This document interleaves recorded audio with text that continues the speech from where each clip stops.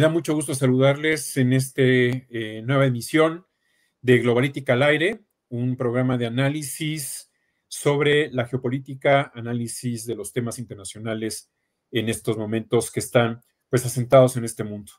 En esta ocasión me da mucho gusto presentarles a una amiga, una académica, una doctora de enorme prestigio aquí en México, especialista en temas sobre Rusia particularmente, pero evidentemente sobre todo el radio de acción de Rusia, de Europa, Estados Unidos y demás. Ella es la doctora Ana Teresa Gutiérrez del CID, profesora de la Universidad Autónoma Metropolitana, de tiempo completo en el Departamento de Política y Cultura en la División de Ciencias Sociales y Humanidades de la Unidad Xochimilco. Así que te saluda Ana Teresa, gracias por participar en esta ocasión. Muchas gracias, Fausto, por la invitación y un gusto también estar acá contigo. Al contrario, Ana Teresa, pues hemos tenido la oportunidad de conocernos desde hace muchos años en radio, en algunos programas, precisamente sobre estos temas. El mundo ha cambiado, Ana Teresa, y hoy, 2025, pues poco se parece o nada a lo que ha pasado en los últimos 15 o 20 años. Me gustaría iniciar, ¿tú cómo ves en este momento la situación entre Rusia y Ucrania? Después de que pues, ha surgido una guerra, un conflicto muy fuerte entre Israel e Irán, ataques terroristas de Hamas hace 20 meses, pero de alguna manera de trasfondo, hace 3 años ya inició este conflicto. ¿Cómo lo sitúas y cómo lo ves en este momento? Porque pues, el presidente Donald Trump de Estados Unidos nos dijo desde que llegó a la presidencia por segunda ocasión que esto no iba a durar mucho, que él lo iba a arreglar muy pronto. Sí, verdaderamente, Fausto. Pues primero que nada hay que decir que las expectativas del presidente Trump pues ya no se cumplieron porque cuando se estaban dando las negociaciones, el proceso para ver si llegaban a un acuerdo, pues Ucrania atacó a la triada nuclear de Rusia y pues esto fue verdaderamente sorpresivo para Rusia y pues un ataque a su defensa nuclear y por lo tanto se interrumpieron las conversaciones, como sabemos, y a lo que se redujeron fue al intercambio de prisioneros y también pues Rusia, como sabemos, envió más de 6,000 cuerpos a Ucrania y costó que los recibiera Ucrania. Entonces creo que esto verdaderamente sí es una tragedia para los pueblos eslavos porque por una parte vemos que tanto ucranianos como rusos pues son pueblos primos hermanos. Entonces el hecho de que peleen y que se haya dado toda esta situación tan lamentable ha llevado a pues más o menos, si las cifras son correctas, a 1,5 millones de muertos por parte de Ucrania y una cifra mucho menor de rusos, pero bueno, son pérdidas y la Federación Rusa no tiene tanta población.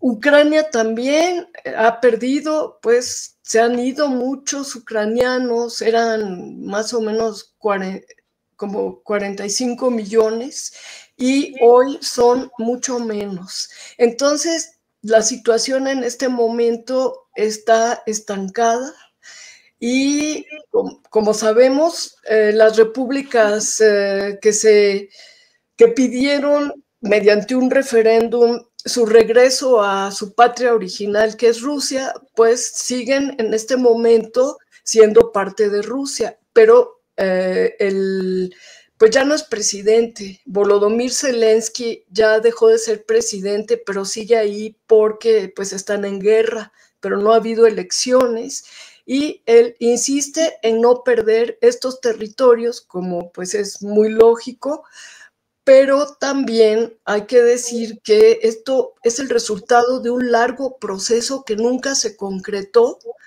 Había los acuerdos de Minsk que duraron 8 años y que se quería por medios diplomáticos resolver esta problemática. ¿Y qué fue lo que pasó finalmente?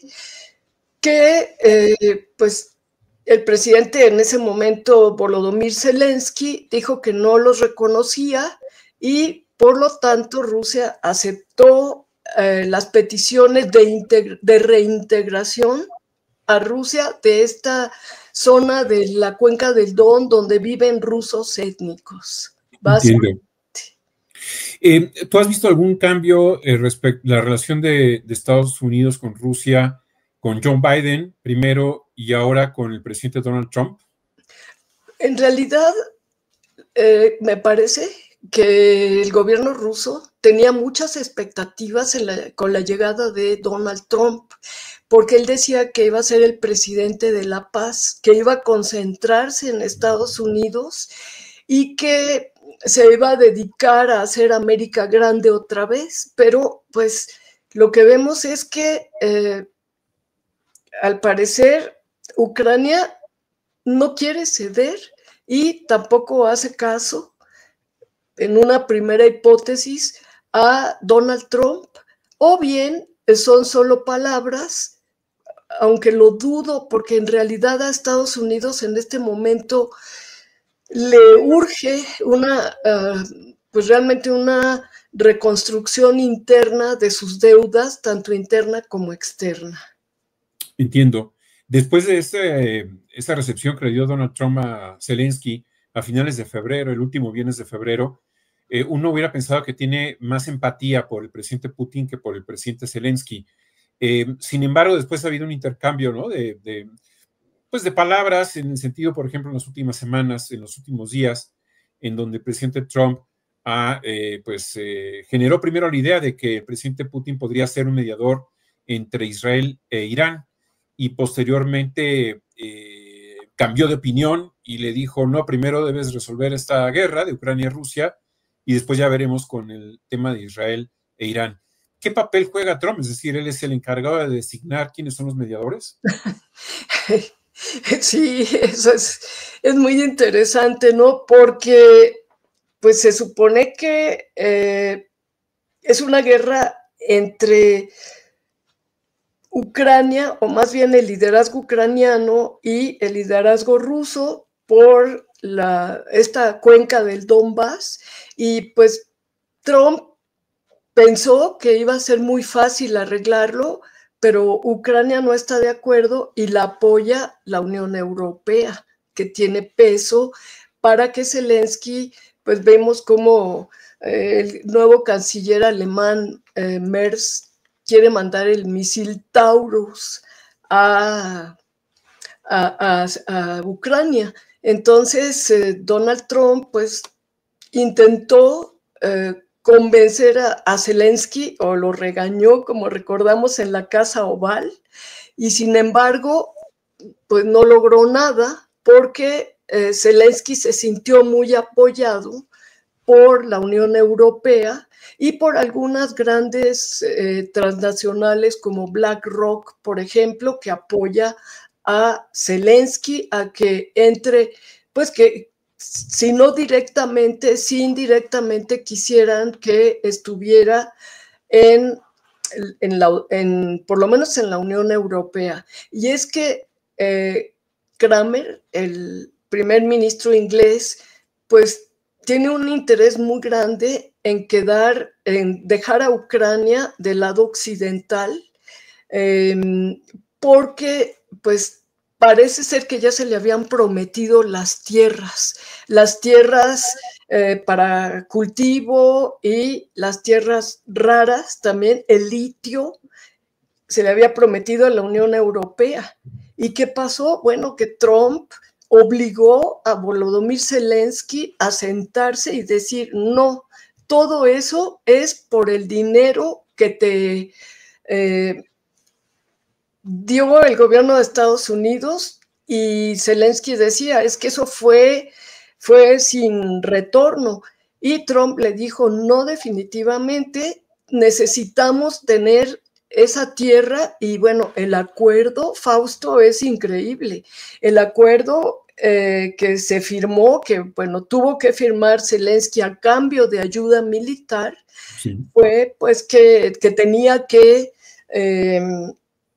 ceder la riqueza de la Ucrania que no está ocupada por tiempo indefinido y con una comisión que iba a estar integrada por 3 estadounidenses y me parece 2 ucranianos, y que todo lo que se produjera en ganancias en esta zona iba a ser para el gobierno estadounidense. Entonces, bueno, realmente ahí uno se pregunta ¿para qué tanto muerto de parte de Ucrania si finalmente Trump quiere un arreglo pues tan duro para el país, ¿no? claro.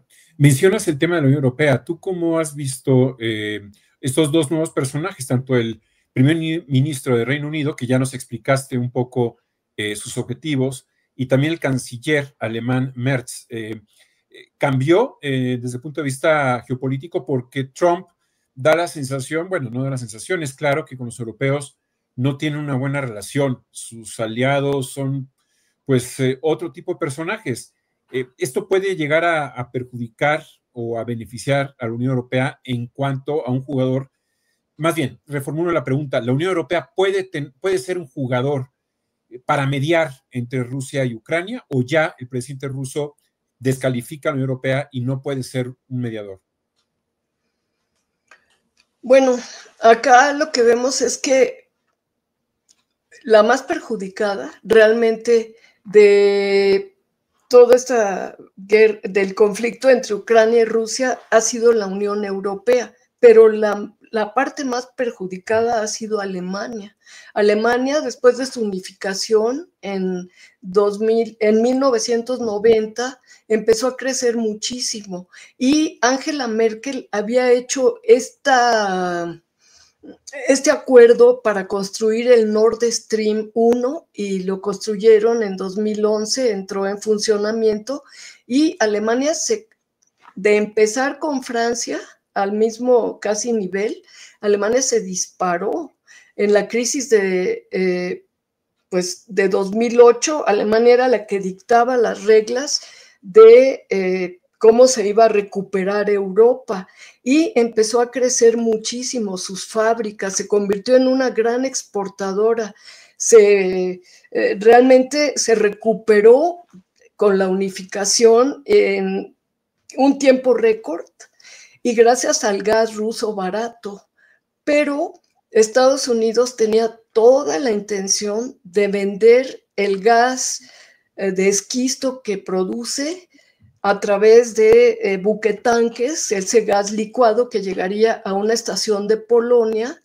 para regasificarlo. Y por lo tanto, parece ser que en ese momento aquel conflicto que estaba congelado entre Ucrania y Rusia, que era el conflicto de los acuerdos de Minsk todavía no firmados, no llevados a cabo desde 2014, se reavivó y Zelensky declaró que iba a formar parte de la OTAN, que ya no le importaba el memorándum de Budapest.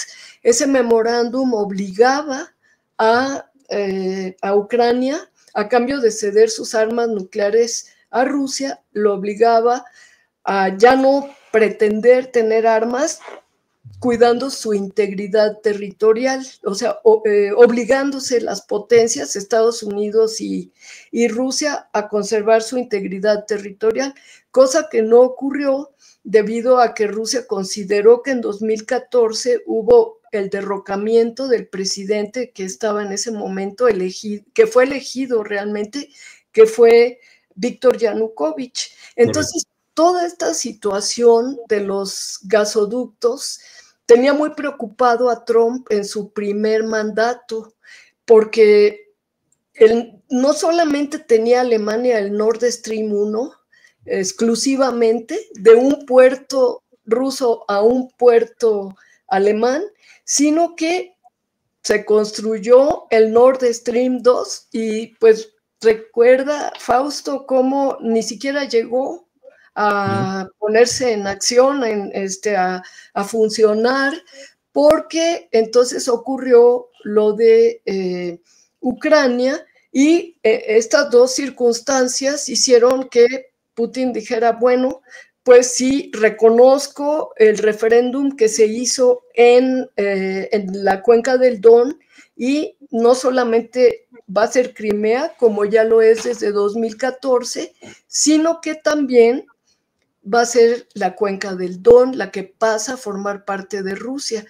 Y es cuando el gobierno ucraniano mandó tropas a Ucrania, y Rusia también empezó la llamada Operación Militar Especial en febrero de 2022, y Alemania tuvo que pues plegarse a su aliado mayor, que es Estados Unidos, y interrumpió el gas, dejaron de funcionar los gasoductos, y Alemania pues ahora ha tenido que mandar, bueno, las fábricas alemanas han tenido que irse a Estados Unidos porque la energía ya es más barata. Entonces, claro, es una gran perdedora Alemania, ¿no? Frente a otros países de la Unión Europea.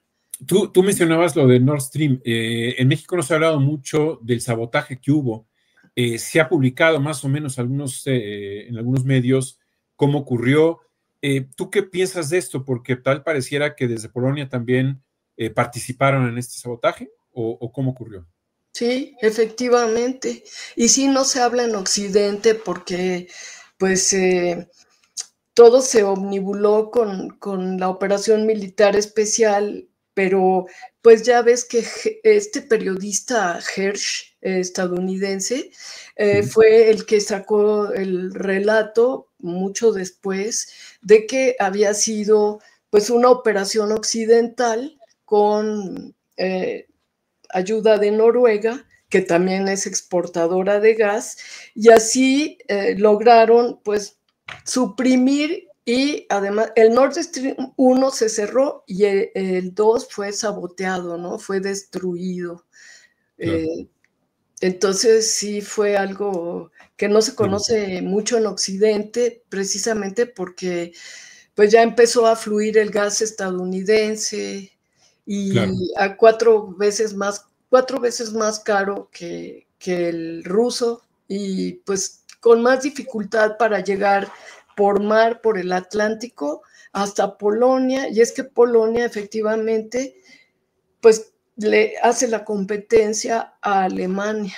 Ellos quieren ser lo que era antes Alemania, el aliado preferencial de la OTAN, y tenían ahí la mayor base, ¿verdad?, de la OTAN en Alemania, y ahora pues está todo en cuestionamiento, ¿no?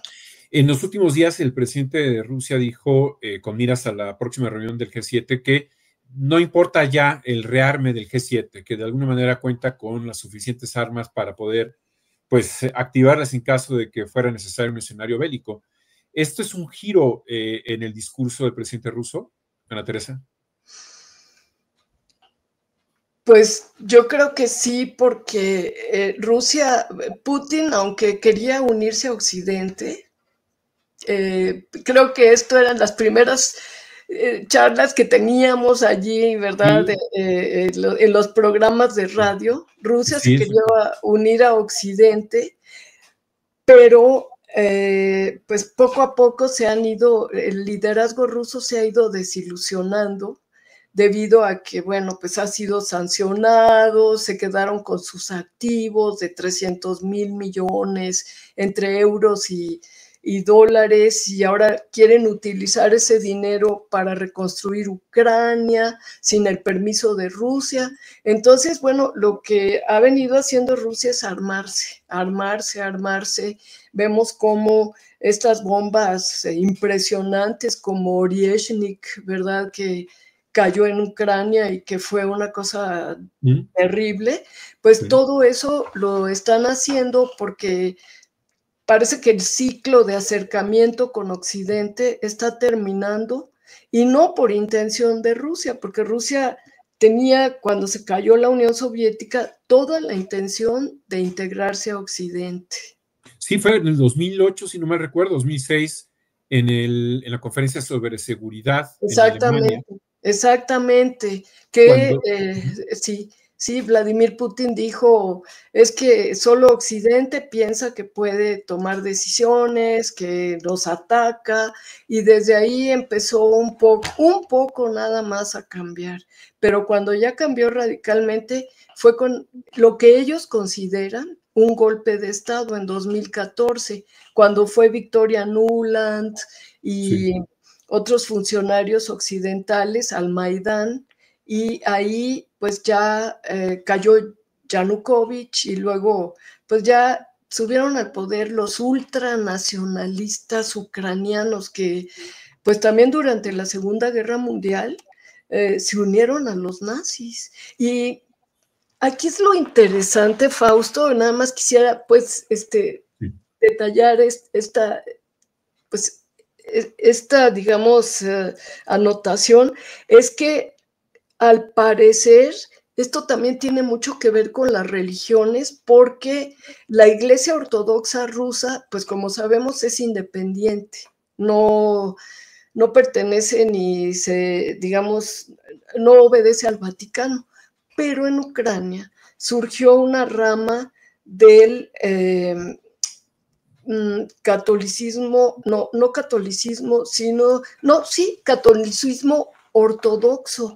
También traen estos gorros, estos hábitos ortodoxos, pero ellos sí tienen relación con el Vaticano.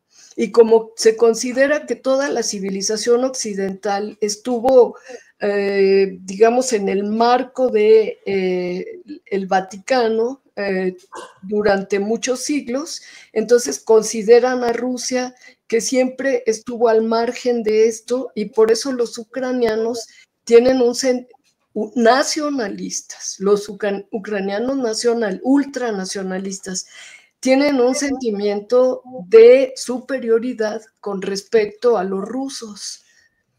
Y Ya. esto es lo que también ha propiciado ese cambio cultural y esa enemistad lamentable, ¿no? Claro, es interesante esto que tú mencionas, aspecto cultural, yo no lo había pensado. Y ya para finalizar, digamos que el presidente Trump ha mencionado a Putin como un posible mediador entre Israel e Irán. ¿Tú cómo ves esto? Es decir, ¿sería el regreso a pues el juego geopolítico internacional que tendría el presidente ruso? ¿Lo ves factible o es una ocurrencia más del presidente Donald Trump? Pues sí, sí, ¿verdad? Ya son muchas. Bueno, Muchas. sí quería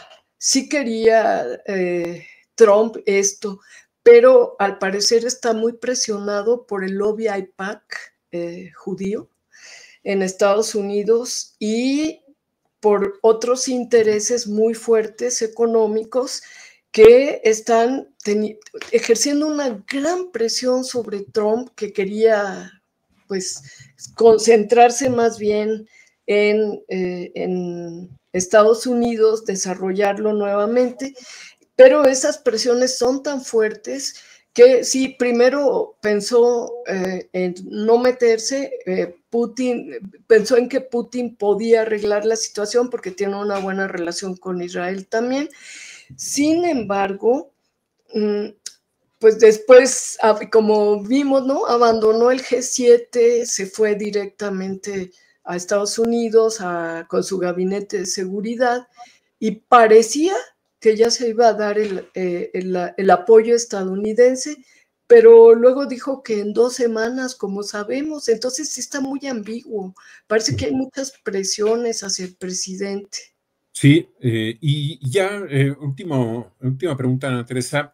Regresando al conflicto, a la guerra de Ucrania-Rusia, ¿tú qué perspectivas tienes hacia el futuro? Es decir, ¿tiene una posible salida diplomática a corto plazo o ves que este problema se puede cronificar por muchos años? Pues realmente parecía que con Trump iba a haber una salida, como platicábamos y me decías, pero a partir de ese ataque a la triada, me parece 4 aviones de la triada nuclear, eso ya fue para Rusia algo muy peligroso de parte de Ucrania, y pues no sé, y tampoco Zelensky quiere negociar, ¿no? Realmente no se ve que Zelensky quiera negociar, y por lo tanto, mientras en el campo de batalla, Rusia está avanzando muy rápidamente, pues ya va tomando ciudades, pueblos, regiones y cada vez más al oeste, y diciendo, pues el liderazgo ruso dijo que necesitaba una zona como de tapón entre el Donbass y la Ucrania occidental. Entonces, si se tardan más, incluso Arestovich, uno de los miembros que ya se distanció de Zelensky en Ucrania, decía, es mejor pactar ahora que después, porque ahorita perdemos 4 regiones, pero luego van a ser más. Entonces, pues sí se ve muy difícil este conflicto por la vía diplomática resolverlo, ¿no? Claro. Vaya, pues qué escenario y sobre todo que ahora, pues con este gran problema que hay entre Israel e Irán, que ya será motivo de otra charla, pues esto se va a prolongar. Y me gustaba precisamente ahora en Globalítica al aire atraer este tema porque pues ya pasa o ha pasado en términos mediáticos, es decir, en los medios en México, pues ya no están en la primera línea el tema de Rusia-Ucrania, ahora pues son otros temas los que están acaparando la atención, Irán e Israel, pero yo creo que vale la pena, y sobre todo en lado de Gaza, la franja de Gaza, todo lo que está ocurriendo en esa parte, pero también vale la pena no olvidar que Rusia y Ucrania pues ya son más de 3 años, febrero de hace 3 años cuando inicia este conflicto y todavía no hay una salida. Ana Teresa, pues yo te agradezco mucho que hayas estado en esta ocasión con Globalítica. Muchas gracias, Ana Teresa del CID es pues doctora en Relaciones Internacionales por la UAM, experta en temas de Rusia particularmente, y te agradezco mucho haber estado aquí. Al contrario, Fausto, a ti muchas gracias, porque pues realmente los académicos estamos horas en investigación, pero casi nunca tiene como un derrame a la sociedad, y en este sentido yo te agradezco mucho tomar en cuenta pues a gente como yo que permanecemos como al margen de los medios, ¿verdad? Muchas gracias. Y creo que es injusto porque en realidad pues se necesitan voces expertas con contenido que den coordenadas, ¿no? En dónde estamos parados y hacia dónde van estos temas, porque de la noche a la mañana surgen expertos, supuestos expertos de todo, y no conocen a profundidad como tú lo conoces porque has estudiado a profundidad estos temas. Muchas gracias.